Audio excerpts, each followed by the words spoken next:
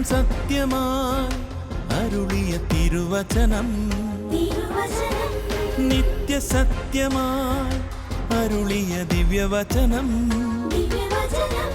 ശാന്തിയായി ദീപമായി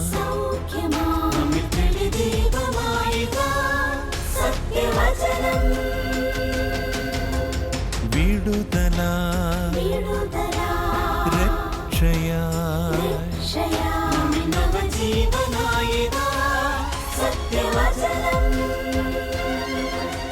സത്യം സത്യമാ സത്യം സത്യമാ സത്യം സത്യമാ സത്യം സത്യമാ.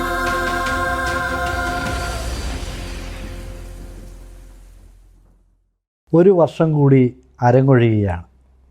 കഴിഞ്ഞ വർഷം ശുഭപര്യവസായി ആയിരുന്നോ ദുഃഖപര്യവസായി ആയിരുന്നോ എന്ന് കൂടുതൽ ചിന്തിച്ചിട്ട് കാര്യമില്ല. അങ്ങനെ ചിന്തിച്ചുകൊണ്ടിരുന്നാൽ ജീവിതം മുന്നോട്ട് പോവുകയുമില്ല. ഈ പുതിയ വർഷം നമ്മെ സമീപിക്കുമ്പോൾ നമ്മുടെ ജീവിതത്തെക്കുറിച്ച് തന്നെ നമുക്കൊന്ന് ചിന്തിച്ച് മുന്നോട്ട് പോകാം. അപ്പോസ്തലനായ വിശുദ്ധ പൗലോസ് ഇങ്ങനെ പറഞ്ഞിട്ടുണ്ട്, ഒന്ന് ഞാൻ ചെയ്യുന്നു, പിന്നിലുള്ളത് മറന്നും മുന്നിലുള്ളതിന് ആഞ്ഞും കൊണ്ട് ലാക്കിലേക്ക് ഓടുന്നു എന്നാണ്. 3 കാര്യങ്ങൾ അവിടെ പൗലോസ് അപ്പോസ്തലൻ പറയുന്നത്. ഒന്ന്, പിറകിലുള്ള ചില കാര്യങ്ങളൊക്കെ മറക്കണം. നമ്മുടെ പരാജയങ്ങൾ, നമ്മുടെ തകർച്ചകൾ, വേദന നിറഞ്ഞ ഒത്തിരി അനുഭവങ്ങൾ, ഇതെല്ലാം എപ്പോഴും ഇങ്ങനെ ഓർത്തുകൊണ്ടിരുന്നാൽ നമുക്ക് മുന്നോട്ട് പോകാനുള്ള ഊർജം ലഭിക്കുകയില്ല. അതൊക്കെ പിറകിൽ എറിഞ്ഞു കളയുവാൻ നമുക്ക് കഴിയണം. എന്നാൽ അവ നൽകിയ പാഠങ്ങൾ ഒരു മുതൽക്കൂട്ടായി കൂടെ കൂട്ടുകയും വേണം. അപ്പോൾ പിറകിലുള്ളത് മറക്കണം, മുന്നിലുള്ളതിനായി ആയണം. മുന്നോട്ട് നോക്കി യാത്ര ചെയ്യുന്നവനാണ് വിജയിക്കുന്നത്. മുന്നോട്ട് നോക്കുമ്പോൾ കാണുവാൻ ചില കാഴ്ചപ്പാടുകൾ നമുക്ക് ആവശ്യമാണ്.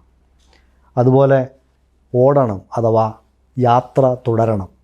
തളർന്നും തകർന്നും വീണുപോയ മനുഷ്യർ നമ്മളിൽ ചിലരുണ്ട്, മടുത്തുപോയ മനുഷ്യരുണ്ട്. പക്ഷേ അത് ജീവിതത്തിൻ്റെ അവസാനമല്ല എന്ന് മനസ്സിലാക്കുക. ഇനിയും മുന്നോട്ട് പോകാൻ സാധിക്കുന്ന പ്രത്യാശയുള്ള ഒരു ഭാവി നമുക്ക് സാധ്യമാണ് എന്ന് പറയാൻ വേണ്ടിയാണ് ഈ സന്ദേശം നിങ്ങളോട് അറിയിക്കുന്നത്. കഴിഞ്ഞ വർഷം ഇതാ തീർന്നുപോയി. ഇനി മുന്നിലുള്ളത് ദൈവം നമുക്ക് നൽകുന്ന പുതിയ ഒരു വർഷമാണ്. പുതിയ അവസരങ്ങളും പുതിയ സാധ്യതകളും അതോടൊപ്പം ദൈവത്തിൻ്റെ പുതിയ കൃപകളും ദൈവം നമുക്ക് നൽകുന്നു. ഈ പുതിയ വർഷത്തിൽ പുതിയ ഒരു ചരിത്രം രചിക്കുവാൻ ദൈവകൃപയാൽ നമുക്ക് ഓരോരുത്തർക്കും സാധിക്കും. അതിന് ഒന്നാമതായി നാം ചിന്തിക്കേണ്ടത്, കഴിഞ്ഞ കാലങ്ങളിൽ കഴിഞ്ഞ വർഷം നാം ജീവിച്ചത് ദൈവം ഉള്ളവരായിരുന്നു എന്നതാണ്. ദൈവം ഉള്ള ഒരു വ്യക്തി ആകുമ്പോഴാണ് നമ്മുടെ ജീവിതം വാസ്തവത്തിൽ പുതിയതായി തീരുന്നത്. ബൈബിൾ ഇങ്ങനെ പറയുന്നു, ഒരുവൻ ക്രിസ്തുവിലായാൽ അവൻ പുതിയ സൃഷ്ടിയായിത്തീരുന്നു, പഴയത് കഴിഞ്ഞുപോയി, പഴയ തകർച്ചകളെല്ലാം മാറി. ഒരു പുതിയ ജീവിതത്തിൻ്റെ ഉടമയായി മാറണമെങ്കിൽ ഒന്നാമത് നാം ക്രിസ്തുവിൽ ആയിത്തീരേണ്ടത് ആവശ്യമാണ്.